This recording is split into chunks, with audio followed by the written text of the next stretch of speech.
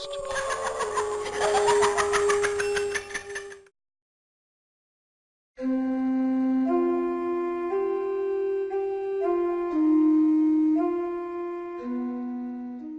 These events take place about 6 years ago, in a small little mountain town where I used to reside.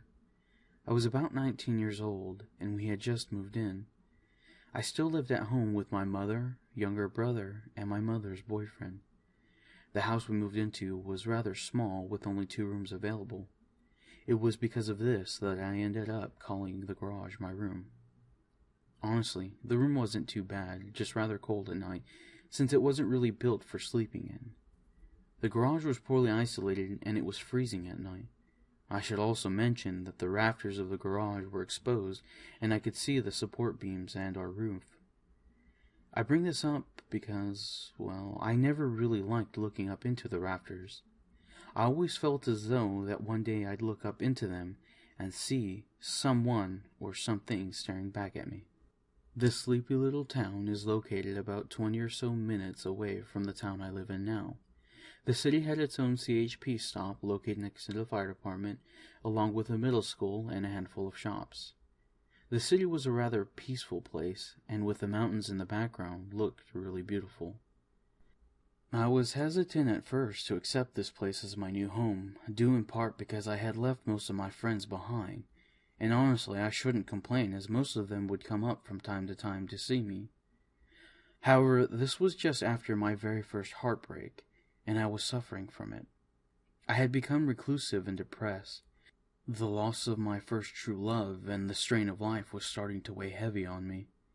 I began to have night terrors about a woman chasing after me, wanting to eat my flesh. I remember the first time I had this recurring nightmare.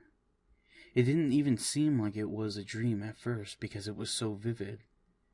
I can remember there was this river that I was following in a forested area. The place was covered in ice, and I could feel the harsh sting of winter nipping at me.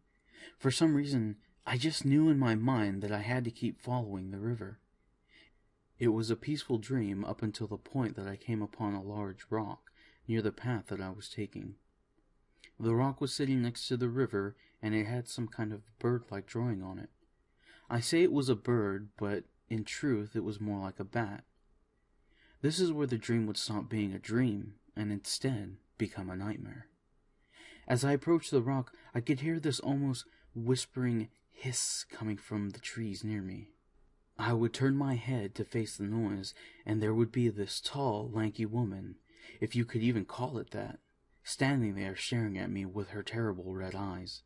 Although the creature never said a word to me, I knew what it wanted. My flesh. The creature stood almost 7 feet tall. It had a slender, elongated neck, and its face was that of a twisted, gnarled woman. Her arms were long and sagged with putrid yellow skin, and they ended with long, almost talon-like fingers. From what I remember, the creature never wore clothes, but instead had gray and yellow feathers covering it.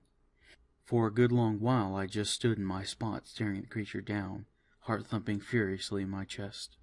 In an instant the creature lurched forward with lightning speed, shrieking at me. I would turn to run, and as I did I would always trip over and fall into the icy current. The creature still clawed at me, attempting to secure me for its next meal. The dream always ended the same, though, with me sinking to the bottom of the river, into the icy bosom of death, still seeing the creature's terrible red eyes to my last breath. Again, this was all just a terrible nightmare, and I'd wake up every time, shivering in the cold depths of my room. After the first few nights, I had decided to protest sleeping in the nighttime and change to the morning hours, but that didn't seem to help. It got to be so bad that with all the other stress I was under, I began to have nervous freakouts from the lack of sleep. I never told my family about this, as I felt abandoned by them. To this day, they don't know the awful things that I went through in that cold, isolated dungeon. A few weeks passed like this, and I was finally able to see a few friends of mine. I was glad to see them. It did wonders for me. I didn't really explain too much to them, other than the fact that I wasn't doing so well up on that lonely mountain. They offered to come hang out with me after the movies, and I took them up on their offer, quite eagerly I might add. It was late when we got back to my home, and as soon as we arrived, my female friend said that she felt this eerie presence coming from the house. She was hesitant on going inside, but we persuaded her otherwise. During their visit, my female friend had promised to give us readings from her tarot cards. Everything was going normal up until she started talking about someone walking outside my room. What she said still chills me to the bones. She stated that there was a woman whispering to her from the outside of my room, looking for someone. My heart stopped. I couldn't believe it. Everyone shifted uncomfortably and stayed silent. We continued on what we were doing after a short while in silence. My friend continued with her readings, and after a little bit she stopped mid-sentence. She turned around and stared into the far corner of the room. As she stared into the darkness, she said to us, "There's something sitting on that beam in the corner of your room. It's dark, and it's almost like a bat. I think it might be a gargoyle." We all turned our heads in the direction she was staring in. We didn't see anything at all, and after a minute or two, she turned back around and continued her readings as if nothing had happened. No one admitted to it, but I knew they were all freaking out. After everyone had gone that night, I began to fall asleep as it was almost 2 in the morning. As I closed my eyes, I could see something peering at me from the darkness in the corner of my room, and I fell asleep. I remember sleeping unbothered for the first time in a long while. I slept nearly 12 hours. I felt revitalized, and things started to look up for a change. I started my classes, and I had gotten a part-time job working as a security guard. Unfortunately, my luck had run out, it seemed, as there were family problems at home, and I was being thrown out of my house because my mother's boyfriend decided he didn't want me living there anymore. I was on my way up from working a late-night shift, and as I was driving up, I began to feel panicked. I'm not sure what it was, but I felt as though someone was following me while I was driving. I looked through the driver's side window, and there it was. There she was, standing on the top of a house, her long, disgusting fingers pointing at me, her mouth spewing out its horrid hiss. I felt sick to my stomach, and I nearly drove off the road.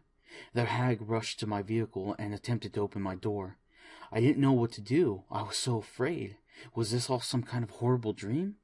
No, it wasn't. This was all too real, and I wasn't sure I was going to survive. Then, from out of nowhere, the hag was attacked by something. She was slammed onto the pavement. Her body, like a rag doll, tumbled along as I drove away.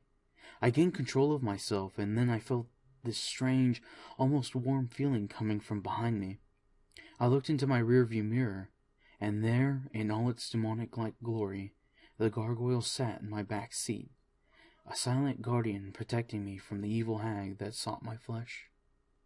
I drove home the rest of the way safely that night because of it, and to this day I still thank my protector, wherever it may be.